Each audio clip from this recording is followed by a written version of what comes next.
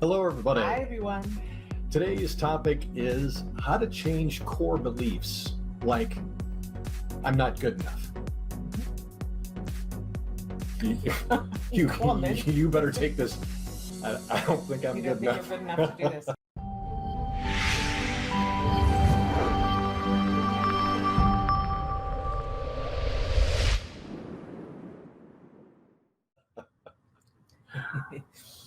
Well, in order to explain how to change core beliefs, like I'm not good enough, it's important, first of all, to explain what core beliefs are and why they're so difficult to change.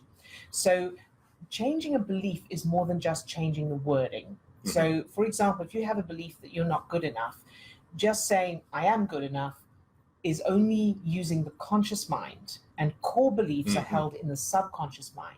And the most important point we want to get across today is that core beliefs are supported by evidence that proves they're true.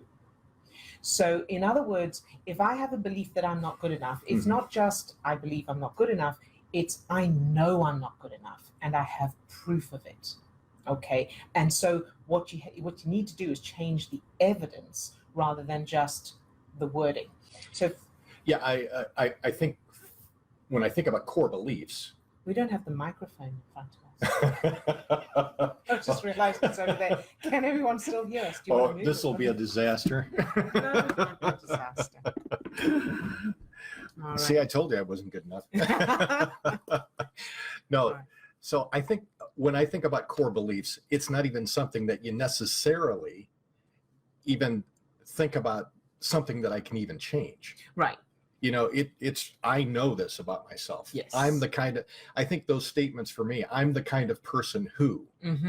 So I know that I'm the kind of person who can't do this, or I'm the kind of person who always does that. That's sort of a belief, right? Yeah. A core belief.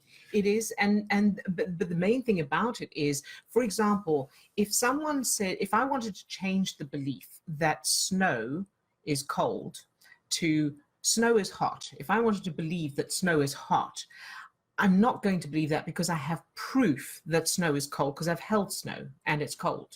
So I know that it's cold because I felt it. Or if I want to believe that fire is not going to burn me, I can't just say fire is not going to burn me and believe it because I have proof in my past that I felt the burn from fire. And so I'm not good enough. There's proof in my childhood that I'm not good enough, and it's in the form of childhood memories. So it doesn't need to be conscious memories. So this could be subconscious memories. So when I see fire, I don't need to consciously think, oh, it's going to burn me if I touch it. I automatically come away from it because I've got subconscious evidence that proves it. And the same goes for I'm not good enough. So for example, let's say I was in school, I was humiliated by the teacher, and I was constantly told I was stupid. So now I have a belief that I'm stupid, that I'm not good enough, because there's proof. Do you know what I mean? So it's not just that I think I'm stupid, it's that I have proof that I'm stupid. So what I need to do is go back and change those childhood memories to the opposite, to where the teacher is saying, you know, you're fabulous, she's praising me. I'm seeing 100% on tests. I'm seeing all the other kids going, oh, you're so clever, I wish I could be as clever as you.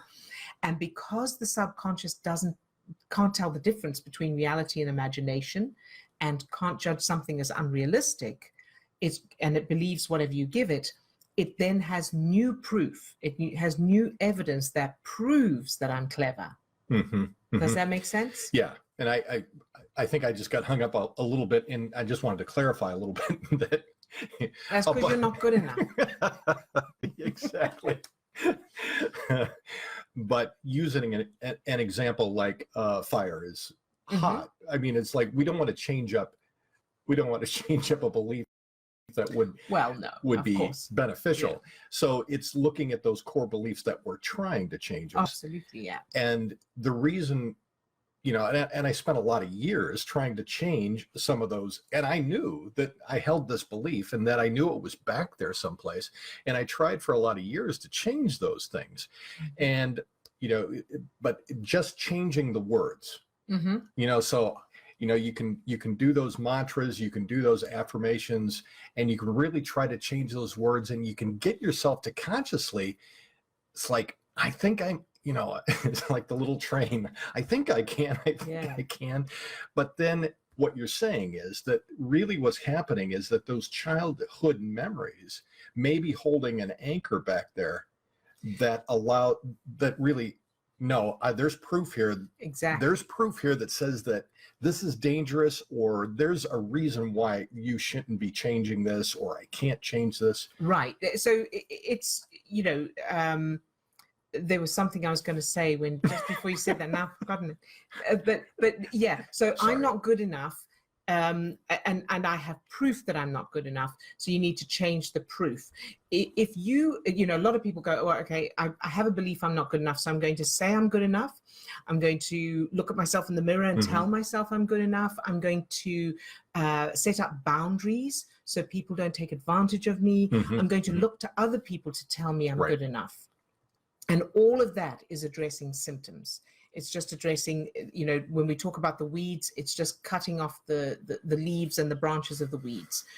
What you need to do is go to the root and change the root, and change the evidence. So as people can tell me I'm good enough till, indefinitely, but every time someone says you're wonderful, I love you, you're fantastic, my subconscious is referring to the fact that I'm not good enough based on the proof from my childhood that it's from experience. So I experienced learning that I'm not good enough. So it's referring to that, then prompting my brain to trigger my organs to produce chemicals that make me feel insecure, that make me feel uncertain, anxious, whatever that is, however that's represented in me. So then I go and change those proofs, that evidence, and then I automatically feel good enough regardless of what anyone outside of me is saying or doing. Yeah, and I think that I had an experience, the example that's coming to mind in my own life, and we were talking about looking in the mirror. Yes. For years, decades, going to the mirror and looking in the mirror and not liking that image that I saw back, and like you say, thousands of people or whatever, everybody in your life could be saying, thousands of people said, oh, it doesn't make any difference. People can tell you all day long, you're a good looking guy or whatever, if you're holding the belief that what you see in that mirror is referring back to the proof that says I'm ugly, I'm overweight, I'm I was the kid that got picked on, that's the proof that I'm holding on to, and that's what I see when I look in the mirror. Right.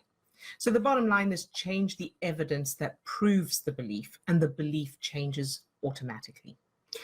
So how about a starting point for, where do we like to... I can put that up, but can we also talk just briefly about, okay, I'm holding these beliefs, how do I go about changing that up? No, I don't think we should. I can talk about it. I knew you were going to pick on me. While you post that, I will, so, I think the best thing is to go to the link that Steve is posting now for a foundation in how to change those beliefs. But just very briefly, memories can be changed. Not only can they be changed, they're changing all the time. Every time you recall a memory, it changes.